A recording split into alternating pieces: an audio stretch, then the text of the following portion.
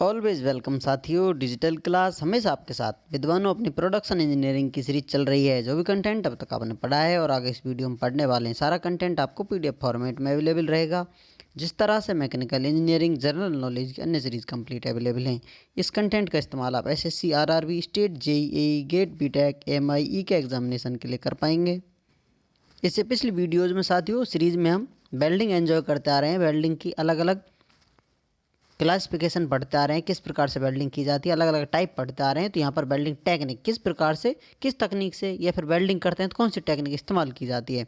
तो उसमें forward hand welding technique इस्तेमाल करते हैं साथियों। फॉरवर्ड हैंड से मतलब है कि आप प्री हीटिंग करते जाएंगे। ये आपका वर्क पीस है, ये आपकी टार्च है, ये inner core outer core flame है, और इधर की तरफ आप चलते चले जा रहे हैं। कहा जाए कि वेल्डिंग करते हुए जा रहे हैं और आगे की तरफ बढ़ते हुए जा रहे हैं, तो ये फॉरवर्ड हैंड टेक्निक कहलाएगी। इसको रिवर्स कर दिया जाए, वापस की तरफ आप वेल्डिंग करते जा रहे हैं, तो वो बैकवर्ड टेक्निक कहलाएगी। अब यहाँ पर प्री हीटिंग होती है साथियों। प्री हीटिंग किस प्रकार से होती है फॉरवर्ड हैंड में, जैसा कि आप जानते हैं इनर कोर आउटर कोर। तो यहाँ मान लेते हैं वेल्डिंग होने वाली है, तो उससे पहले ही आउटर कोर पहुँच जाएगी जो फ्लेम की है, तो इसको गर्म कर देगी, पहले से हीट कर देगी।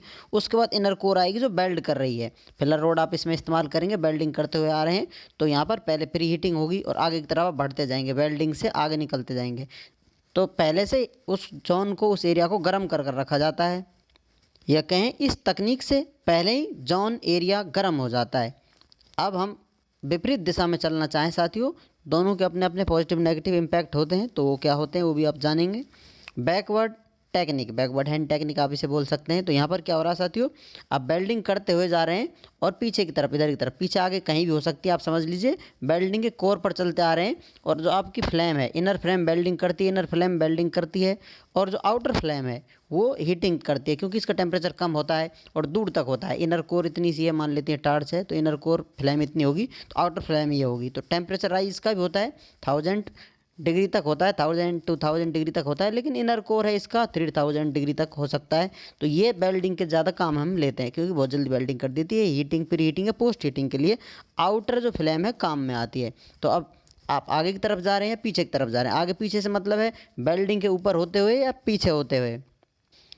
जैसा कि अब यहाँ आप वेल्डिंग करने वाले हैं, डायरेक्ट इनर कोर से संपर्क में आएगी, वेल्डिंग होती जाएगी, उसके बाद जो आउटर फ्लेम है उसको हीटिंग करेगी, तो यहाँ पर पोस्ट हीटिंग होती है बैकवर्ड टेक्निक में। अब यहाँ पर इधर की डायरेक्शन आप चेंज कर सकते हैं, रोड भी चेंज कर सकते हैं। डायरेक्शन से मतलब आप समझ सकते हैं, पहले डायरेक्ट वेल्डिंग होगी या पहले प्री हीटिंग होती है, तो इन्हीं से इनका टेक्निक का नामकरण कर रखा है।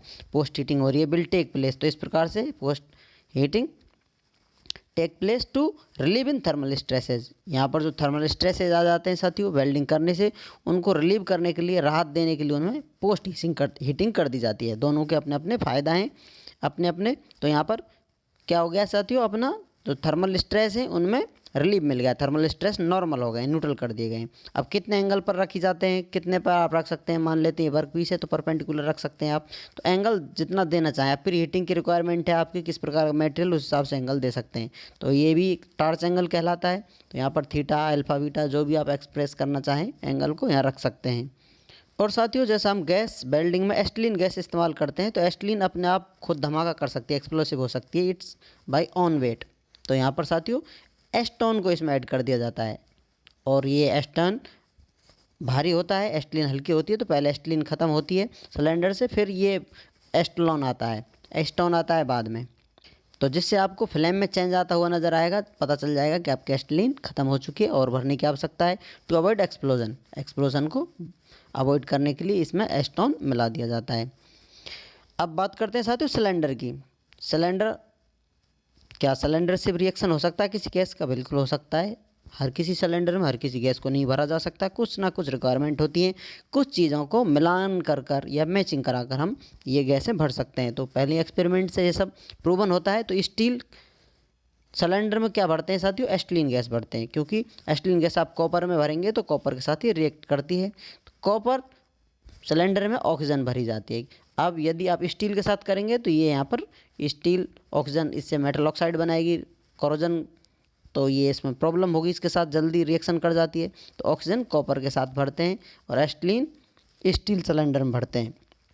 अब तक आप इस प्रकार से ऑक्सीजन भर रहे थे, तो ऑक्सी एस्टिलीन, ऑक्सीप्रोपेन, ब्यूटेन वेल्डिंग के नाम से जानी जाती थी। लेकिन क्या हो यदि आप ऑक्सीजन डालें ही नहीं, यहाँ पर if entire oxygen required for complete combustion is taken from ATM, atmosphere से लिया जाए 3300 डिग्री सेंटीग्रेड तक भी उसका तापमान टेम्परेचर राइज हो सकता है, तो वो क्या कहलाएगी साथियों, वो एयर एस्टिलीन वेल्डिंग कहलाएगी।